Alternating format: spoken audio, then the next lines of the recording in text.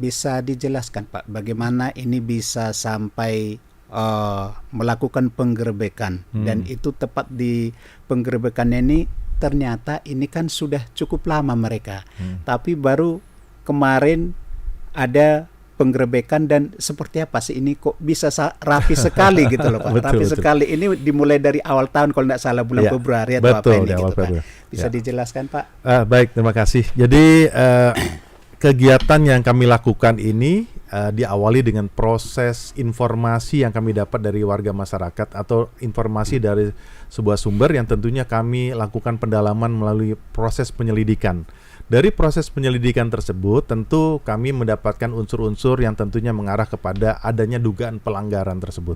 Nah, dalam kami melakukan proses penyelidikan itu kami selalu berkolaborasi, Bang Siat Manulu. Jadi intinya bagaimanapun juga kami bersinergi bersama instansi terkait, dalam ini adalah Balai Pengawasan Obat dan Makanan Batam Kepulauan Riau ini, dan kami mendapatkan informasi bahwa ada sebuah ruko yang berada di kota Batam ini, ternyata ini adalah menampung suatu barang-barang improsedural. Jadi suatu barang-barang berupa barang-barang yang bersifat kosmetik, kemudian ada juga makanan.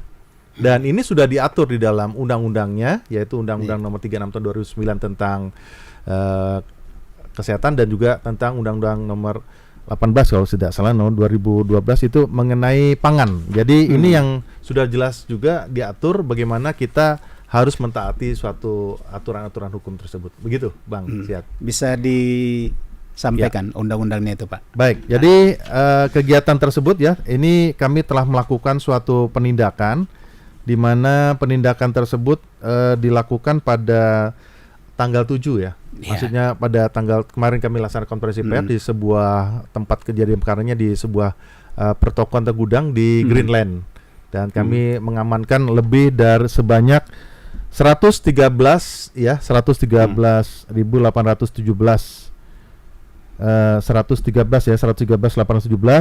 berupa barang-barang yang terdiri dari kosmetik itu sebanyak 78.827. Kemudian juga obat-obatan sebanyak 385. Kemudian juga ada obat tradisional sebanyak 213. Kemudian juga ada obat kuasi sebanyak 1.307. Dan juga pangan dan olahan sebanyak lebih dari 16.138.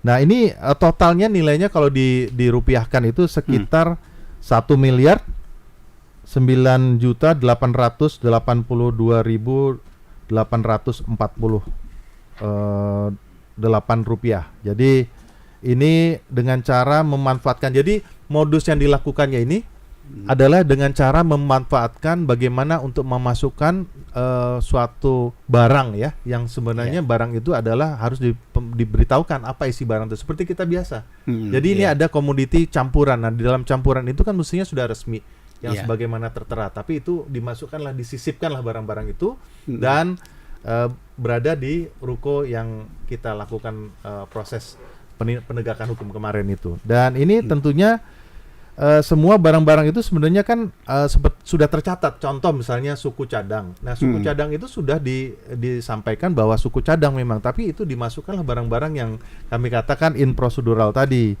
Nah ini yang tentunya jelas-jelas nyata-nyata ini sangat bertentangan dengan undang-undang kita ya, di mana pasal yang diterapkan itu tentunya kami berkoordinasi dengan pihak BPOM.